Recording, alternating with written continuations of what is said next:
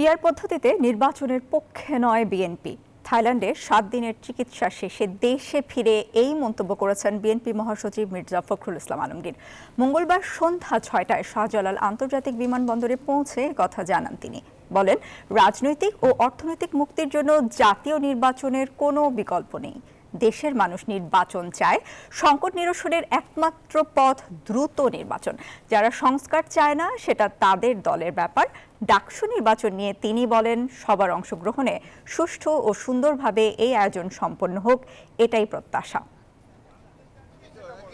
PR পদ্ধতি কোনো মতেই মেনে নেব না, কারণ পিআর পদ্ধতি এই দেশের মানুষ ইউজ না, তারা বোঝেও না, তারা ঠিক মতো জানেও না।